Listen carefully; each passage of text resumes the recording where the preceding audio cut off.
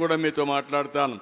ఇంకో పక్క అమరావతిలో mega global medical city establish చేస్తున్నాం.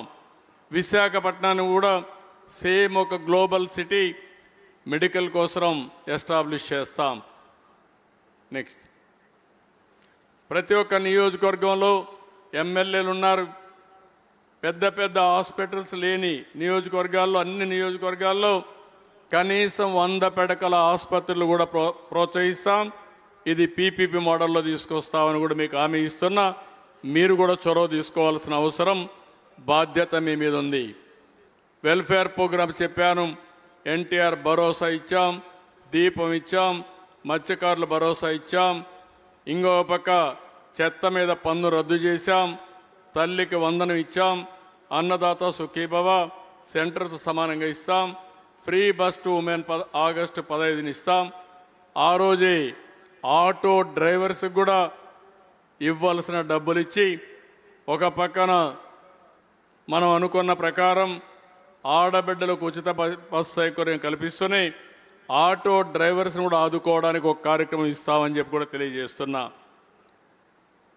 నెక్స్ట్, ఇది వచ్చినప్పుడు ఒక పక్క సంక్షేమ కార్యక్రమాలు ఎక్కడ కూడా ఇబ్బంది కలిగించాం. అయితే సంపద సృష్టించడం, అభివృద్ధి చేయడం, వచ్చిన సంపదలో సంక్షేమానికి ఖర్చు పెడుతూనే ఇంకొక పక్క అభివృద్ధి కూడా ప్యారల్గా తీసుకెళ్తాం. ఏ ఆర్థిక వ్యవస్థ అయినా సరే మనమందరం ఒక విషయం ఏంటో వాళ్ళందరూ గుర్తుపెట్టుకోవాలి. ఆర్థిక సంస్కరణలు వచ్చిన తర్వాతనే సంపద సృష్టించబడతా ఉంది. 1991లో ఆర్థిక సంస్కరణలు వచ్చాయి. అంత మునుపు ప్రపంచం అంతా మనల్ని చాలా చులకనగా చూసేవాళ్ళు. హిందూ గ్రోత్ రేటుని ఎగతాళి చేసేవాళ్ళు. అప్పుడు 2%, 3% ఉండేది. ఈరోజు ఆర్థిక సంస్కరణలు వచ్చిన తర్వాత సంపద సృష్టించడం అనేది సర్వసాధారణమైపోయింది. ఈరోజు మీరు చూస్తే దేశంలో, ప్రపంచంలోనే గ్రోత్ రేటు మెరుగ్గా ఉండే ఏకైక దేశం భారతదేశం.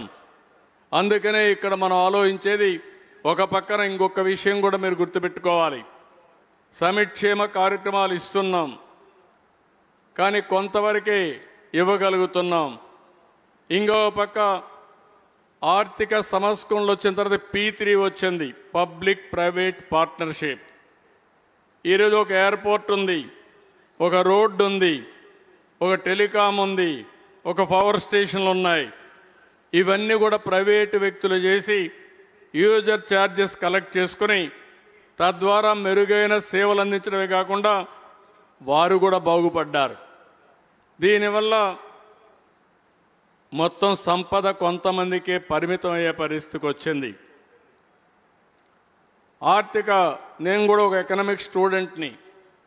ఆ రోజు ఆర్థిక సంస్కరణలు చేసినప్పుడు సెకండ్ జనరేషన్ రిఫార్మ్స్ నేనే పుష్ చేశాను. ఆ రోజు నేను ఆలోచించింది, సంపద వస్తే పేదరికం పోతుంది, ట్రికిల్ డౌన్ ఎఫెక్ట్ వస్తుంది అనుకున్నాం. కానీ అది అనుకున్న సులభంగా రావడం లేదు. ఆర్థిక అసమానతలు పెరుగుతున్నాయి. డబ్బులుండేవాళ్ళు బాగా డబ్బులు సంపాదించగలుగుతున్నారు, డబ్బులు లేనివాడు నిరుపేదగా ఉన్నాడు. జీవన ప్రమాణాలు కూడా సరిగా లేని పరిస్థితి. ఒక పక్క బిలినియర్స్, ఇంకొక పక్క 100 రూపాయల ఆదాయం రాని సమాజం. ఈ ఆర్థిక అసమానతల్ని బ్రిడ్జ్ చేయడం కోసమే ఈరోజు మనం తీసుకొచ్చిన విధానం P4 అని తీసుకొచ్చాం. ఇది పబ్లిక్ ప్రైవేట్ పీపుల్స్ పార్ట్నర్షిప్. నేను ఒకటే కోరాను, ఈరోజు సమాజం వల్ల మనందరూ ఇక్కడికి వచ్చాం. ఎమ్మెల్యేలైనా, ఎంపీలైనా, ఐఏఎస్ అయినా, ఐపీఎస్ అయినా, ఐఎఫ్ఎస్ అయినా, గ్రూప్ 1 అయినా, మీడియాలో వచ్చినా మనం రావడానికి అవకాశం ఇచ్చింది సమాజం. కొన్ని అవకాశాలు ఉన్నాయి.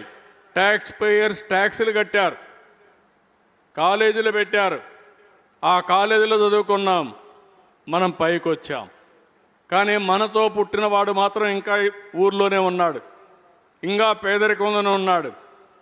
మన బాధ్యత కాదా అని నేను అడుగుతున్నాను. చాలామంది అంటున్నారు ప్రభుత్వమే చేయండి, మాకేం సంబంధం అని. కాదు, సమాజం వల్ల పైకొచ్చిన వారు తిరిగి సమాజానికి ఇవ్వాల్సిన బాధ్యత మన పైన ఉంది. అందుకే మీరు ఒకసారి చూస్తే బిల్ గేట్స్ని చూసాం. ఆయన జీవిత కాలంలో 99% సంపాదించిన సంపద మళ్ళా సమాజానికి ఇచ్చేస్తున్నాడు. మొన్నే వేదాంత చూసాం, 75% సంపద సమాజానికి ఇవ్వడానికి ముందుకు పోతున్నాడు. ఇది ఒక ట్రెండ్ కూడా సెట్ అయింది. కానీ వాళ్ళు పెట్టే డబ్బులు కొన్ని సెక్టర్లకు పెడుతున్నారు. ఇప్పుడు మన రాష్ట్రంలో నేను చెప్పాను, బిల్ గేట్స్ వచ్చి టెక్నాలజీ, నాలెడ్జ్ని హెల్త్ విషయంలో, అగ్రిటెక్ విషయంలో, లేకపోతే విద్య విషయంలో ఖర్చు పెడతానంటున్నారు. ఇక్కడ మనం తీసుకొచ్చే విధానం మీరు చూస్తే పీపీపీ మోడల్లో హై నెట్వర్త్ ఉండే 10%, లాస్ట్ మైల్లో ఉండే 20%ని అడాప్ట్ చేసుకోవాలి. బాధ్యత తీసుకోవాలి, మెంటరింగ్ చేయాలి, సమయానికి సజెషన్స్ ఇవ్వాలి, హ్యాండ్ హోల్డింగ్ ఇవ్వాలి. ప్రజల్ని ఒక క్యాపిటల్గా చూసుకొని తద్వారా మనం పనిచేయగలిగితే, సరైన సమయంలో సరైన సహాయం చేయగలిగితే దానివల్ల పైకొచ్చే అవకాశం వస్తుంది. ఈరోజు చరిత్రలో మనం చూసాం, అంబేద్కర్ లాంటి వ్యక్తి, బరోడా మహారాజు, ఆ రోజు బాంబేలో చదువుకోవాలంటే 10 రూపాయలు ఇచ్చాడు నెలకు, లండన్లో చదువుకోవాలంటే $12 సహాయం చేశాడు. ఈరోజు ఒక మేధావిగా తయారయ్యాడు. ఎంతోమంది జీవితాల్లో ఎంతోమంది సహకరించి పైకి తీసుకొచ్చారు. దీన్ని స్ట్రక్చర్గా చేసి ముందుకు తీసుకుపోతున్నాం. నాకు ఇప్పటికే మీరు చూస్తే 87,226 మంది స్వచ్ఛందంగా ముందుకు వచ్చారు బంగారు కుటుంబాలను అడాప్ట్ చేసుకోవడానికి. 7,867 మంది మార్గదర్శులు వచ్చారు. ఇది ఒక వినూత్నమైన కార్యక్రమం. మీ అందరినీ కోరుతున్నా, ఎమ్మెల్యేలు కోరుతున్నా, మీ రెఫరల్ కూడా ఉంటుంది. ఎవరు తీసుకొచ్చారో అధికారులు కూడా కోరుతున్నా, మీ రెఫరల్ కూడా ఉంటుంది. 15 లక్షల మందిని బంగారు కుటుంబాలను అడాప్ట్ చేసుకోవాలని, ఆగస్టు 15 లోపల చేయాలని ఒక టార్గెట్ పెట్టుకున్నాం. ఇది కానీ చేయగలిగితే ఒకసారి చేసి వదిలిపెట్టడం కాదు, నిరంతరం చేయాలి. మెరుగైన జీవన ప్రమాణాలు రావాలి. అందరి ఆదాయాన్ని ఈక్వలైజ్ చేయలేం, కానీ కింది వాళ్ళని పైకి తీసుకొస్తూ ఉంటే అది నిరంతరం జరిగితే అందరికీ మెరుగైన జీవన ప్రమాణాలు వస్తాయి.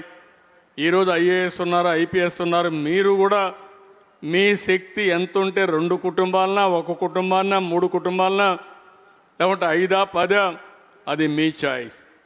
ఆ 10 మందిని ఎంత పైకి తీసుకొచ్చారో సంవత్సరం మీకు ప్రోగ్రెస్ రిపోర్ట్ ఇస్తాం.